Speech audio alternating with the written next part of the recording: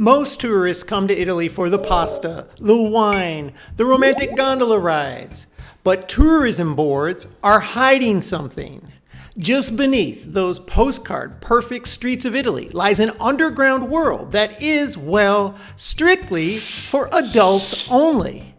From underground secret cults to the oldest profession in history, Italy has a dark side they don't advertise to families. And once you see it, you'll never look at this country the same way again.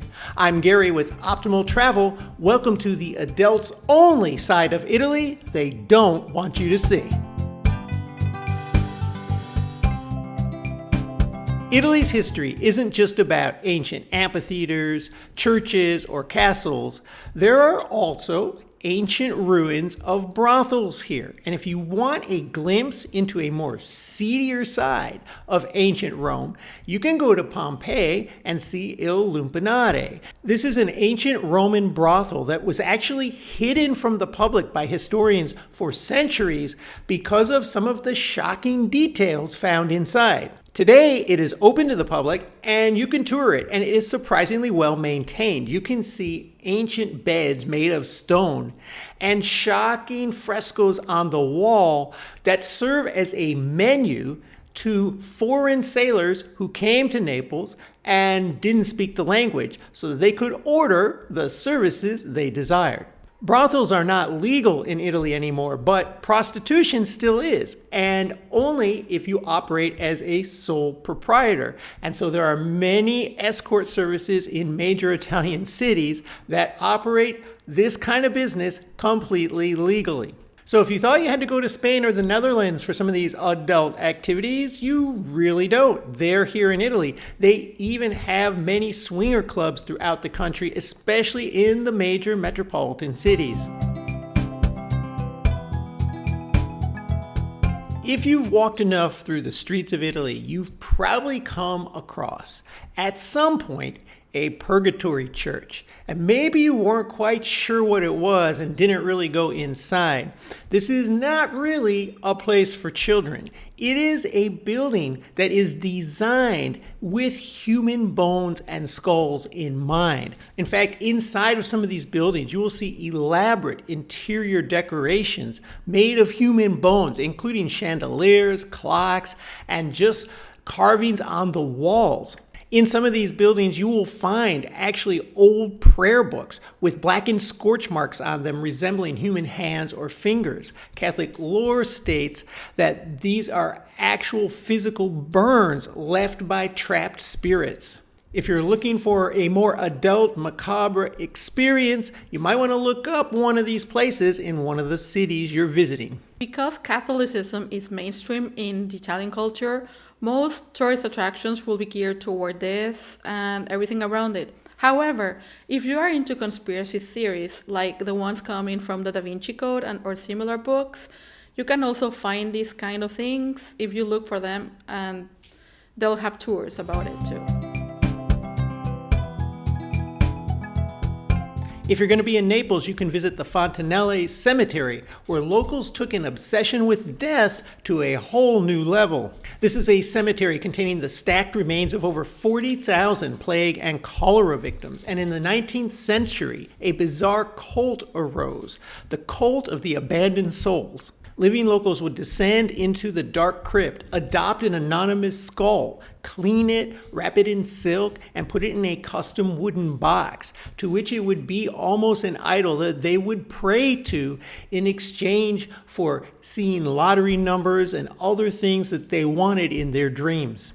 This Naples underground is not just a small place. It consists of 280 miles of labyrinths in which many things have occurred through history. For example, they had Greek quarries, they had Roman aqueducts, there were bomb shelters for World War II, and also people in the mafia used it for prohibited items when things were illegal back then. There's so many more things that you can find out.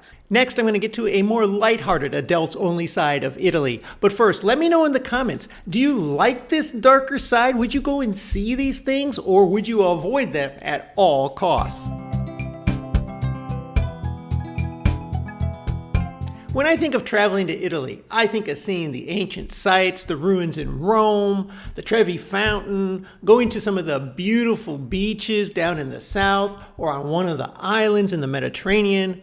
But never do I consider a casino. I mean, I'm sure there's gambling in Italy, but they're not really known for their casinos, right? Unless you go to Venice.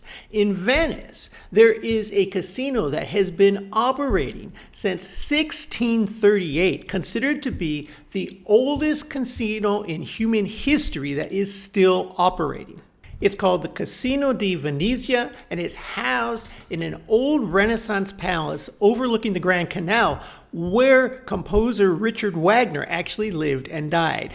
But if you want to go here and get in on the fun, you'll have to dress up. This isn't a typical Las Vegas style casino with all the flashy lights. This is an elegant place with a strict dress code. If you go to this casino, you'll feel like you're stepping right into a scene of a James Bond movie. It is that elegant, but make sure you bring the proper clothes because they won't let you in with typical tourist gear. And you don't have to gamble there. You can just grab a cocktail and watch some of the action. It's actually quite mesmerizing. And if you're like my wife and you like to listen to those true crime podcasts, you can actually get yourselves in the middle of one in an interactive crime walk right in the middle of Rome. In fact, Italians are fascinated with true crime, and they offer several tours, not only in Rome. You can find these in other cities, and they follow the real steps or take you through the real areas of that city where the actual crimes were committed. Most of these start after dark. They are intended for an adults-only audience, but they can be quite fascinating, especially if it's an older crime that you've heard or read about, and you can retrace the steps of what happened, where it occurred, events leading up to that crime, and get a complete history. It's like you're in the middle of your own true crime podcast. I like to see the places where things took place when I listen to these podcasts or watch these documentaries. And you know what? My husband says I listen to them, but he's right next to me listening as well. Now, while I realize that these kind of tours aren't for everybody, if you are into this kind of thing, you definitely want to look them up while you're in Italy. You can find tours like this through companies like Viator. I've got a link to them in my description. Or in many local cities, you'll see flyers for these kind of tours at local operators. Next, I'm going to get to one of the more famous obsessions of Italy. But first, if you would take a minute and hit that like button, subscribe to our channel. It helps us grow and you won't miss our next video.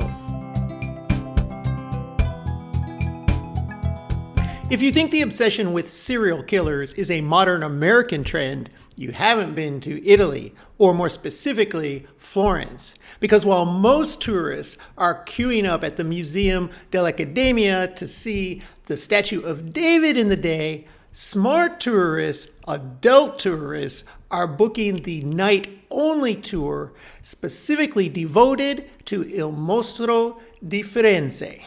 From 1968 to 1985, an unidentified serial killer terrorized the region of Tuscany by targeting mostly couples in parked cars. This case involves some bizarre occult theories, Italian Secret Service cover-ups, and some gruesome mutilations that are still to this day largely unsolved. If you take one of these tours, they will navigate you away from the traditional Renaissance sites into some of the darker history of Florence and go into some of these theories of what happened and why the case was never solved. It's actually quite interesting. There are entire documentaries on this, but if you're in Florence, you can actually live it. You can find these tours locally when you're there.